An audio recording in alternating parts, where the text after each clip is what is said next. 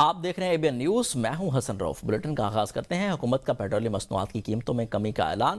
Petrol 6 روپے اور diesel 6 روپے 80 پیسے سستا کر دیا گیا۔ پیٹرول کی نئی قیمت 403 روپے 78 پیسے فی لیٹر مقرر کر دی گئی ہے۔ ڈیزل کی نئی قیمت 402 روپے 78 پیسے فی لیٹر مقرر ہو گئی ہے۔ وزیر اعظم شہباز شریف کی منظوری سے نئی قیمتوں کا تعین کر دیا گیا ہے۔ آپ کو بتائیں کہ حکومت پاکستان کی جانب سے پیٹرولیم مصنوعات کی قیمتوں میں کمی کا اعلان کیا گیا ہے۔ پیٹرول اور ڈیزل کی قیمت میں 6 روپے کی کمی کی گئی ہے۔ پیٹرول کی نئی قیمت 403 روپے 78 پیسے فی لیٹر مقرر کر دی گئی ہے۔ یہاں پر آپ کو اہم خبر دیں کہ فیلڈ مارشل سید عاصم منیر خطے میں قیام امن کے سرگرم ہیں۔ ISPR کے مطابق فیلڈ مارشل سید عاصم منیر امن مشن پر تہران پہنچ گئے ہیں۔ تہران آمد پر ایرانی وزیر داخلہ سکندر مومنی نے فیلڈ مارشل کا پرتپاک استقبال کیا۔ اس موقع پر وفاقی وزیر داخلہ محسن نقوی بھی موجود تھے۔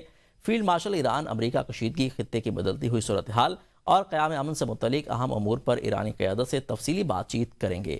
دورے کے دوران فیلڈ مارشل سید عاصم منیر ایرانی عسکری اور سیاسی قیادت سے ملاقاتیں کریں گے۔ باہمی تعاون، سرحدی سیکیورٹی، علاقائی استحکام اور مشرق وسطیٰ کی موجودہ صورتحال بھی زیر بحث آئے گی۔ پاکستان کی ثالثی رنگ لے آئی ہے۔ امریکہ اور ایران کے درمیان ممکنہ معاہدے کا مسودہ تیار کر لیا گیا۔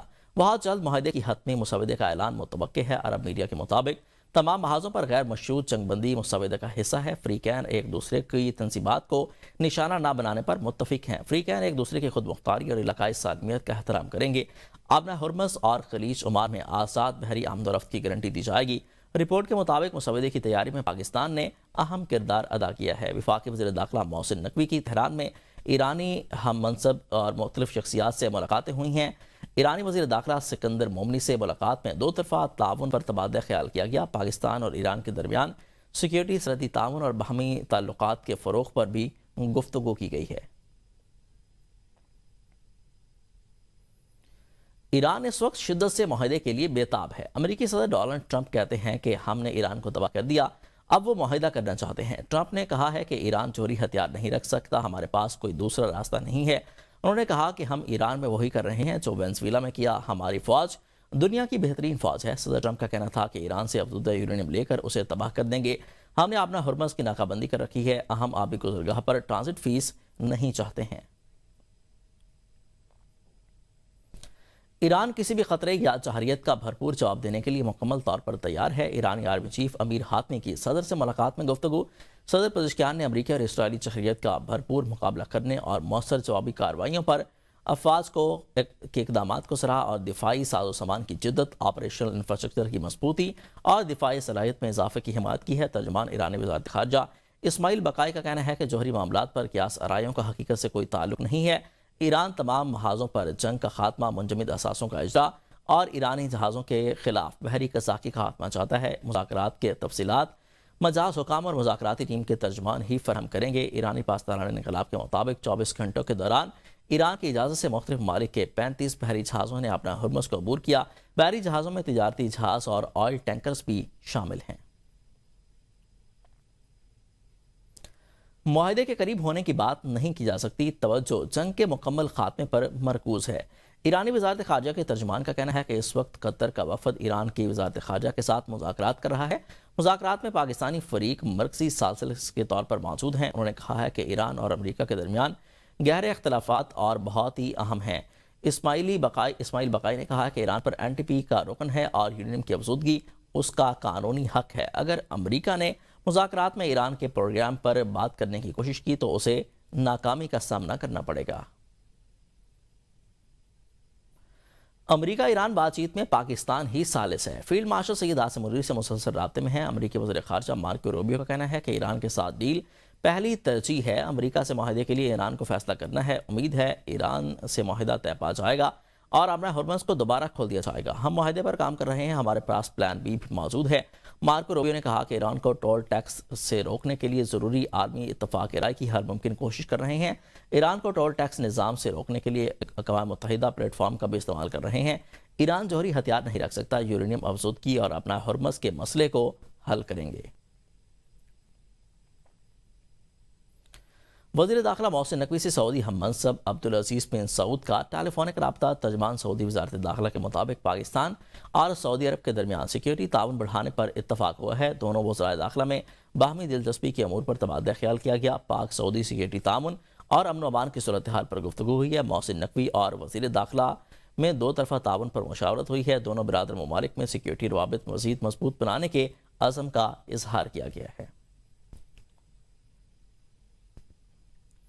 وزیر اعظم اور فیلڈ مارشل سید عاصم منیر امریکہ ایران جنگ کو ختم کرنے کے لیے محنت کر رہے ہیں۔ بلاول بھٹو کا شاہراہ بھٹو کے افتتاحی تقریب سے خطاب، کہا کہ پاکستان کے عوام اس وقت مشکل میں ہے، معاشی مشکلات میں اضافہ ہوتا جا رہا ہے۔ امریکہ ایران جنگ کا بوجھ دنیا بھر کے غریب اٹھا رہے ہیں۔ اس وقت جو بھی محنت کر رہا ہے، اگر امن ہوگا تو معاشی مشکلات میں کمی ہوگی، اگر جنگ ختم نہیں ہوگی تو خوف ہے کہ معاشی مشکلات بہت سنگین ہوگی۔ ہم امن پسند لوگ ہیں، پیپلز پارٹی جنگ کے خلاف رہی ہے۔ معاشی مشکلات کو کم کرنے کے لیے سب دعا گو ہیں کہ جنگ بندی کی کوششیں کامیاب ہوں۔ پاکستان کے عوام مشکل میں ہے، معاشی مشکلات میں اضافہ ہوتا جا رہا ہے۔ اسرائیل اور امریکہ کا جنگ ہے ایران کے ساتھ، اس کی وجہ سے جو دنیا میں معاشی بحران ہے اس کا بوجھ آپ اٹھا رہے ہو۔ جو بھی اس سلسلے میں محنت کر رہے ہیں، خاص طور پہ جو ہمارا فیلڈ مارشل ہے، چیف آف ڈیفنس فورسز کا عاصم منیر صاحب ہے، ان کا محنت، وزیر اعظم صاحب کا محنت، ان کا پورا ٹیم کا محنت، ہم اس لیے شکر ادا کرتے ہیں کہ یہ محنت جاری ہے۔ نہ صرف اس لیے کہ ہم امن پسند لوگ ہیں، ہم جنگ کے خلاف تاریخی طور پہ پاکستان پیپلز پارٹی جنگ کے خلاف رہی ہے۔ معاشی مشکلات کو کم کرنے کے لیے ہم سب دعا گو ہے کہ یہ امن کی جو کوشش ہے، یہ جنگ بندی کی جو کوشش ہے، یہ کامیاب ہو، تاکہ عوام کے معاشی مشکلات بھی ان مسائل میں کمی کیا جائے۔ دفتر چھوڑیں، فیلڈ میں آئیں۔ وزیر اعلیٰ پنجاب مریم نواز کا عید الاضحیٰ پر افسران کو فرنٹ لائن پر رہنے کا حکم۔ وزیر اعلیٰ مریم نواز شریف نے عید انتظامات، سیکیورٹی اور صفائی کے لیے اجلاس میں گائیڈ لائنز جاری کر دی ہیں۔ وزیر اعلیٰ کی زیر صدارت عید الاضحیٰ کی مناسبت سے ہائی لیول کا اجلاس ہوا ہے، جس میں تمام ڈی سیز اور ڈی پی اوز کو ٹاسک تفویض کیے گئے ہیں۔ مریم نواز نے کہا کہ ڈی سی سے ڈی پی او تک سب کو ایک ہی جگہ حکم ہے کہ عید الاضحیٰ پر انتظامات بے مثال ہوں، کوتاہی قابل قبول نہیں ہوگی۔ جانوروں کی باقیات اور علائشیں گلی محلے، ڈرین یا نہروں میں پھینکنے پر 50,000 روپے کا جرمانہ ہوگا۔ وزیر اعلیٰ پنجاب نے حساس مقامات پر سیکیورٹی کے غیر معمولی انتظامات اور مسلسل کامبنگ آپریشن کا حکم دے دیا ہے۔ صفائی میں پہلے نمبر پر آنے پر انعامات کا بھی اعلان کیا ہے۔ پشاور میں اہم سیاسی رابطے، وزیر اعلیٰ اور گورنر کی رواں ہفتے میں دوسری ملاقات کے دوران صوبے میں گندم کی بندش، سی این جی اسٹیشنز کو درپیش مسائل اور ان کے حل کے لیے مشترکہ جدوجہد پر تبادلہ خیال کیا گیا۔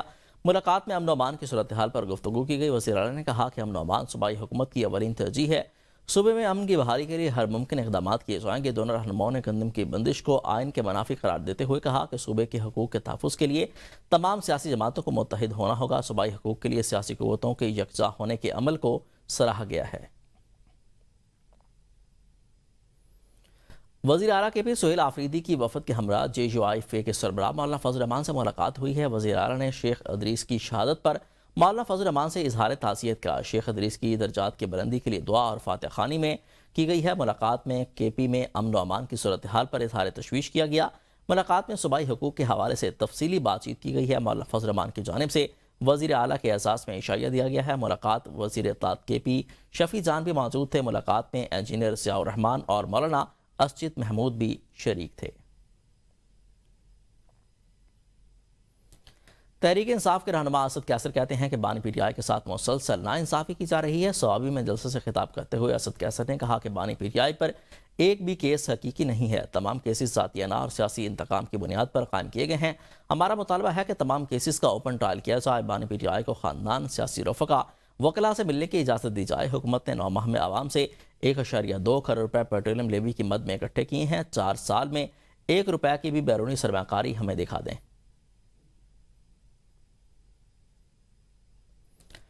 اڈیالہ جیل راولپنڈی میں بشرا بی بی کی فیملی سے ملاقات کروا دی گئی ہے۔ جیل ذرائع کے مطابق ملاقات کانفرنس روم میں کروائی گئی، جو 1 گھنٹہ سے زائد جاری رہی ہے۔ ملاقات میں بشرا بی بی کی آنکھ کے جاری علاج سمیت صحت کے حوالے سے بات چیت کی گئی ہے۔ ملاقات کرنے والوں میں بشرا بی بی کی بیٹی مبشرہ شیخ، بھابی بحر النساء مانکا بھی شامل تھیں۔ ملاقات ختم ہونے پر بشرا بی بی کی فیملی جیل سے واپس روانہ ہو گئی۔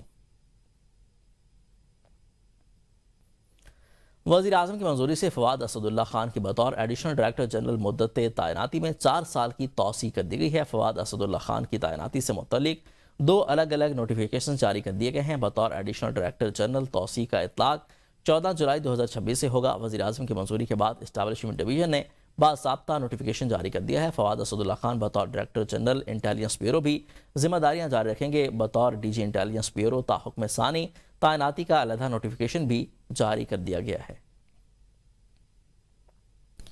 ثاقب چدر کو موبائل فون پر قتل کی دھمکیاں دینے کا الزام ہے۔ تھانہ بھوانہ پولیس نے 17 مئی کو مقدمہ درج کیا ہے۔ پولیس کے مطابق دھمکیاں بیس نمبر خاتون کے نام پر رجسٹرڈ ہے۔ وکیل ثاقب چدر نے بتایا ہے کہ ملزم کی تلاش جاری ہے۔ مومنہ اقبال کے سسرال کو بھی سیکیورٹی فراہم کر دی گئی ہے۔ مومنہ اقبال اور محمد حمزہ جے پی کا نکاح 1 جون کو ہوگا۔ مومنہ اقبال کی بہن رمشا اقبال کا کہنا ہے کہ شادی خاندان کی رضامندی سے طے ہوئی ہے۔ مومنہ اقبال کے ہونے والے شوہر رشتہ دار نہیں ہیں۔